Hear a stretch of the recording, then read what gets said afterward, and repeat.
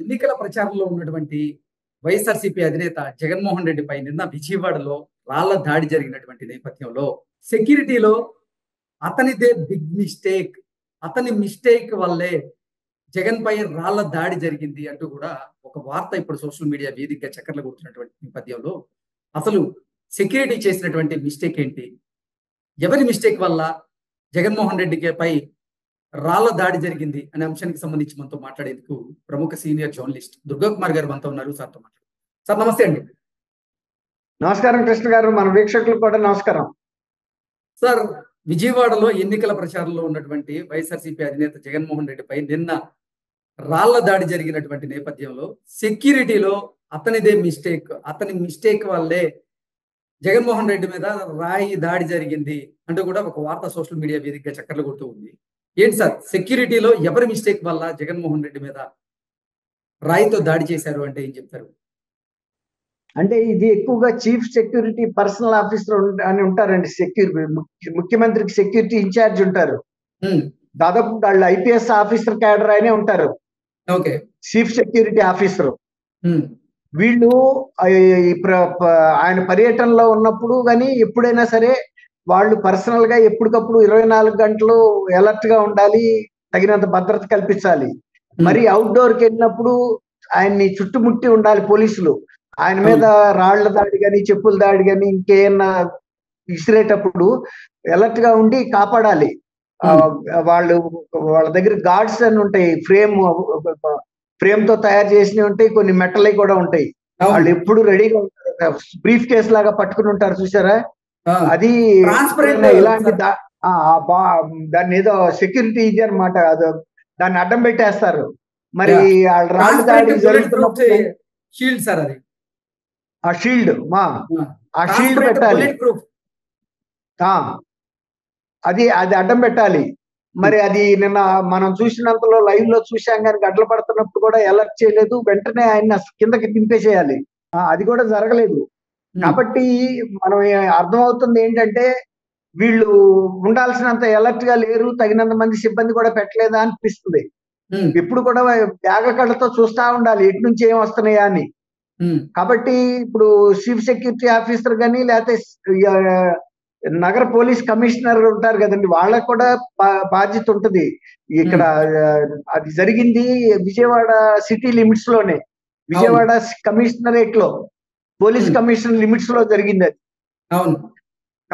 కాబట్టి Vijayawada police commissioner కూడా picture లోకి వస్తారండి. ఎందుకంటే మరి ఆయన ముందు ఏర్పాట్లు ఎందుకు చేయలేదు తగినంత అనే క్వశ్చన్ కూడా అరైజ్ అవుతుంది.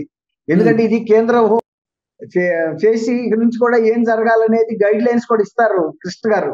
అదే సార్. కాబట్టి విజయవాడ పోలీస్ కమిషనర్ కూడా పిక్చర్ లోకి వస్తారు దీంట్లోకి.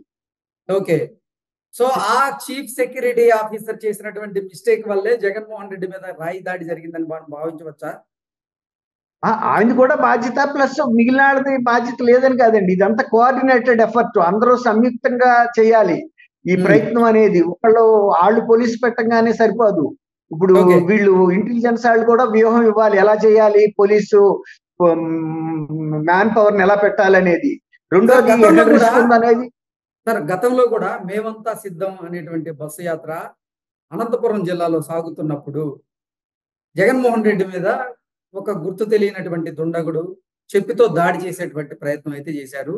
దాని నుంచి జగన్మోహన్ రెడ్డి తప్పించుకున్నాడు. అంటే జగన్మోహన్ రెడ్డి నుంచిన దానికంటే పర్లాంగ్ డిస్టెన్స్ లో ఆ చెప్పు పడడం వల్ల దాడి జరగకుండా తప్పించుకున్నారు. అప్పుడైనా సరే ఈ భద్రతా సిబ్బంది అలర్ట్ అవ్వాలి కదా. ఈ భద్రతా సిబ్బంది నిర్లక్ష్యం వల్లే మళ్ళీ నిన్న జగన్మోహన్ రెడ్డి మీద రాయి దాడి జరిగింది అంటూ కూడా కొన్ని ఆరోపణలు అయితే వస్తూ ఉన్నాయి భద్రతా సిబ్బంది మీద. దాని మనం చెప్పులేసే సందర్భాల్లో నాయకులు ఎప్పుడు గాయపడిన సంఘటనలు ఉండవు కృష్ణ గారు. అది ఒక టోకెన్ గా ప్రొటెస్ట్ అనేది తెలియజేస్తున్నారు ప్రజలు అనేది అర్థం చేసుకుంటాం మనం ఎవరైనా. ఒక నాయకుడి మీద దాడి చేశారంటే ప్రజల్లో అసంతృప్తి ఉంది, వాళ్ళలో ఆవేశం ఉంది, వాళ్ళకి ఒక వ్యతిరేకత ఉందనేది అర్థమవుతుంది టోకెన్ గా. అంతేగాని అది ఇటు మూలన ప్రాణ ప్రమాదం ఏం జరగవు. ప్రభుత్వానికి వ్యతిరేకత ఉందనేది ముఖ్యమంత్రి గమనించాలి, ప్రభుత్వం కూడా గమనించాలి. ఇలా చెప్పులతో పడుతున్నాయి అంటే వ్యతిరేకత. అంటే ప్రజల కానీ రాళ్ల దాడి అనేది గాయపరుస్తారు. అది ఓకే. అంటే ఖచ్చితంగా గాయం ప్రజల్లో తగ్గుతుంది. ఉన్నటువంటి ఆగ్రహం, ప్రజల్లో ఉన్నటువంటి వ్యతిరేకత, ప్రజలు తెలిపేటువంటి నిరసన ఈ రూపంలో తెలియజేశారని మనం భావించవచ్చా నిన్న? అవును, ఎవరైనా అంతేనండి. ఇప్పుడు దాకా ప్రజల ముందుకి ఈయన రాలేదు, ఎప్పటికప్పుడు దూరంగా ఉన్నాడు, చాలా దూరం ప్రజలను కలవట్లేదు. దాంతో ఆయన ప్రభుత్వం పట్ల, ఆయన విధానాల పట్ల బాధితులైన ప్రజలు ఎవరు ఏ చీఫ్ మినిస్టర్ మీదైనా, ప్రైమ్ మినిస్టర్ మీదైనా కూడా చూపించిన సందర్భాలు చూసాం మనం. ఇది అనేక రాష్ట్రాల్లో కూడా ఇట్లా చెప్పులు వేయటం అనేది నిరసన వ్యక్తం చేసినట్టు, ప్రజలు నీ పట్ల సుముఖంగా లేరు, నీ పరిపాలన పట్ల ఆనందంగా లేరు, సంతోషంగా లేరు, నీ పరిపాలనలో ప్రజలు ఇబ్బందులు పడుతున్నారు అనేది, వ్యతలు పడుతున్నారు, వేదన పడుతున్నారు అనేది ఒక ఇండికేషన్. అంటే ఇది ఎక్కువగా చీఫ్ సెక్యూరిటీ పర్సనల్ ఆఫీసర్ అని ఉంటారండి. ముఖ్యమంత్రికి సెక్యూరిటీ ఇన్ఛార్జ్ ఉంటారు.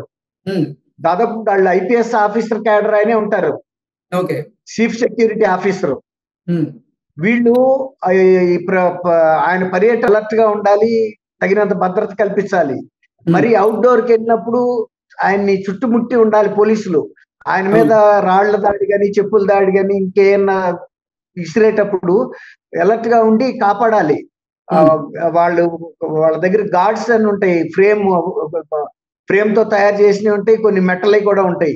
వాళ్ళు ఎప్పుడు రెడీగా ఉంటారు, బ్రీఫ్ కేస్ లాగా పట్టుకుని ఉంటారు, చూసారా?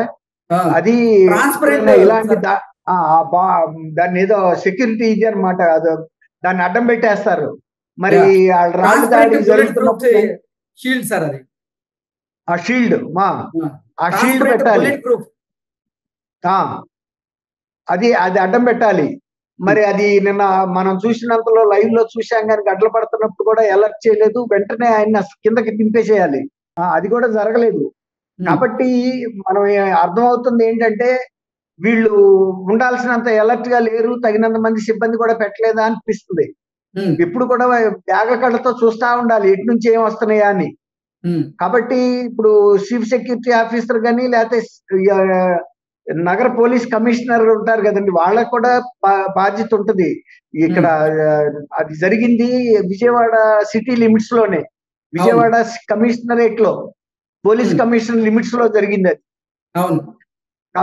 కాబట్టి విజయవాడ పోలీస్ కమిషనర్ కూడా పిక్చర్ లోకి వస్తారండి. ఎందుకంటే మరి ఆయన ముందు ఏర్పాట్లు ఎందుకు చేయలేదు తగినంత, విజయవాడ కమిషనరేట్ లో, పోలీస్ కమిషనర్ లిమిట్స్ లో జరిగింది అది. కాబట్టి విజయవాడ పోలీస్ కమిషనర్ కూడా పిక్చర్ లోకి వస్తారండి. ఎందుకంటే మరి ఆయన ముందు ఏర్పాట్లు ఎందుకు చేయలేదు తగినంత అనే క్వశ్చన్ కూడా అరైజ్ అవుతుంది. ఎందుకంటే ఇది కేంద్ర సో ప్రజా నిరసనలో భాగంగానే నిన్న జగన్మోహన్ రెడ్డి మీద దాడి చేసి ఉండొచ్చని మనం భావించవచ్చు అంటారు. ఖచ్చితంగా అండి. Okay sir, thank you so much అండి. థ్యాంక్ యూ కృష్ణ గారు, నమస్కారం.